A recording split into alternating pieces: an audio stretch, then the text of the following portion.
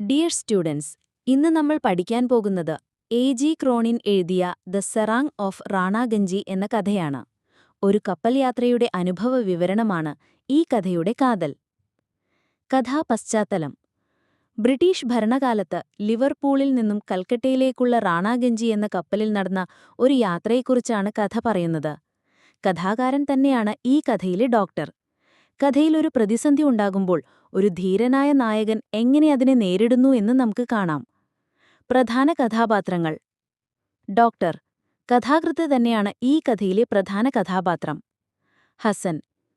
സെറാങ്, കപ്പലിലെ ഒരു ഇന്ത്യൻ സെറാങ് അഥവാ ക്വാർട്ടർ മാസ്റ്ററാണ് ഹസൻ. അദ്ദേഹത്തിന് ചെറിയ കാലുകളും വലിയ തലയുമുള്ള, പുറമേ കാണാൻ ഭംഗിയില്ലാത്ത ഒരു രൂപമായിരുന്നു. മിസ് ജോബ് സ്മിത്ത്, കപ്പലിലെ ഒരു ഫസ്റ്റ് ക്ലാസ് യാത്രക്കാരിയായിരുന്നു മിസ് ജോബ് സ്മിത്ത്. അവൾ അഹങ്കാരിയും മറ്റുള്ളവരെ പരിഹസിക്കുന്ന സ്വഭാവമുള്ളവളുമായിരുന്നു. Captain Hample. ക്യാപ്റ്റൻ ഹാമ്പിൾ കർക്കശക്കാരനാണെങ്കിലും നീതിമാനും നല്ല മനസ്സുള്ള ഒരു ഉദ്യോഗസ്ഥനുമായിരുന്നു. കഥയിലെ വഴിത്തിരിവ്: ഒരു ദിവസം ഡോക്ടർ തന്റെ മുറിയിലിരിക്കുമ്പോൾ സെറാങ് ഹസൻ 2 നാവികരുമായി അദ്ദേഹത്തിന്റെ അടുത്തെത്തി. ആ നാവികർക്ക് കടുത്ത തലവേദനയും എല്ലുകൾക്ക് വേദനയും പനിയും ഉണ്ടായിരുന്നു. ഡോക്ടർ അവരെ പരിശോധിച്ചപ്പോൾ അവരുടെ കൈത്തണ്ണയിലെ തൊലിക്കടിയിൽ ചെറിയ മുഴകൾ കണ്ടു. ഇത് വസൂരിയുടെ വ്യക്തമായ ലക്ഷണമാണെന്ന് അദ്ദേഹം തിരിച്ചറിഞ്ഞു. ഇതറിഞ്ഞ ഡോക്ടർ ആകെ പരിഭ്രമിച്ചുപോയി. അദ്ദേഹം ഉടൻ തന്നെ ക്യാപ്റ്റൻ ഹാമ്പിളിനെ വിവരം അറിയിച്ചു. ക്യാപ്റ്റൻ ഈ വിവരം പുറത്തറിയാതെ നോക്കാൻ ഡോക്ടറോട് ആവശ്യപ്പെട്ടു, കാരണം അത് കപ്പലിൽ ഒരു പരിഭ്രാന്തിക്കിടയാക്കുമായിരുന്നു. ഈ സാഹചര്യം നേരിടാൻ ക്യാപ്റ്റൻ ഹസനെ ഡോക്ടറുടെ കൂടെ സഹായിയായി അയച്ചു. കൂടാതെ ഹസൻ തനിക്കുള്ളതിൽ വെച്ച് ഏറ്റവും മികച്ച ആളാണെന്ന് ക്യാപ്റ്റൻ ഡോക്ടറോട് പറഞ്ഞു. ഹസന്റെ ധീരമായ പ്രവർത്തനം: ഹസൻ ഡോക്ടറെ സഹായിക്കാൻ സ്വയം മുന്നോട്ടു വന്നു. രോഗം പകരാൻ സാധ്യതയുണ്ടെന്ന് ഡോക്ടർ മുന്നറിയിപ്പ് നൽകിയിട്ടും ഹസൻ പറഞ്ഞു, "ഞാൻ ഭയപ്പെടുന്നില്ല." കപ്പലിൽ രോഗികളെ കിടത്താൻ ഒരു പ്രത്യേക മുറിയുണ്ടായിരുന്നില്ല.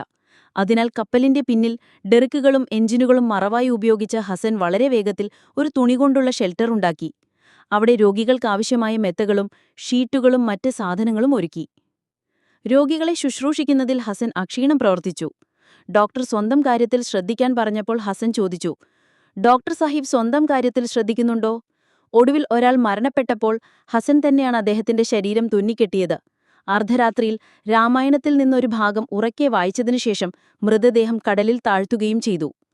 ഹസന്റെ ജീവിത വീക്ഷണം: ഈ ദിവസങ്ങളിലെ രാത്രികളിൽ ഡോക്ടർ ഹസനെക്കുറിച്ച് പല കാര്യങ്ങളും മനസ്സിലാക്കി. അദ്ദേഹം പഞ്ചാബിൽ നിന്നാണ് വരുന്നത്. ഏകദേശം 40 വർഷത്തോളമായി അദ്ദേഹം നാവികനായി ജോലി ചെയ്യുന്നു. അദ്ദേഹത്തിന് സ്വന്തമായി ഒരു കുടുംബമോ സുഹൃത്തുക്കളോ സ്വത്തോ ഇല്ല. അദ്ദേഹം പണത്തെക്കുറിച്ച് ചിന്തിക്കുന്ന ഒരാളായിരുന്നില്ല. എല്ലാ ആവശ്യങ്ങളുമുള്ള ഒരാൾക്ക് പണം എന്തിനാണെന്ന് അദ്ദേഹം ഡോക്ടറോട് ചോദിച്ചു. പണത്തേക്കാൾ കൂടുതൽ ധൈര്യവും ആത്മനിയന്ത്രണവും വിശ്വാസവുമാണ് അദ്ദേഹത്തിന് ഏറ്റവും പ്രധാനപ്പെട്ട കാര്യങ്ങൾ. കഥയുടെ അവസാനം: ഏകദേശം 2 ആഴ്ചയ്ക്ക് ശേഷം കപ്പൽ കൊളംബോയിലെത്തി. അപ്പോഴേക്കും രോഗികളുടെ എണ്ണം 14ആയി. രോഗികളെ ആശുപത്രിയിലേക്കു മാറ്റി. യാത്ര കൽക്കട്ടയിൽ അവസാനിച്ചു. മിസ് ജോബ് സ്മിത്ത് വീണ്ടും ഹസനെ കണ്ട് ചോദിച്ചു, "ഈ വിചിത്രജീവിയെ എവിടെയായിരുന്നു ഡോക്ടർ സൂക്ഷിച്ചിരുന്നത്?" "ഒരു കൂട്ടിലായിരുന്നു." ഡോക്ടർ അവളെ നോക്കി പറഞ്ഞു, "അതൊരു കൂട് തന്നെയായിരുന്നു. പക്ഷേ വിചിത്രമെന്നു പറയട്ടെ, മൃഗങ്ങളെല്ലാം അതിനു പുറത്തായിരുന്നു." ഈ വാക്കുകളിലൂടെ ഡോക്ടർ ഹസന്റെ നല്ല മനസ്സിനെയും മിസ് ജോബ് സ്മിത്ത് പോലുള്ള ആളുകളുടെ ഉപരിഫലമായ ചിന്തകളെയും സൂചിപ്പിക്കുന്നു.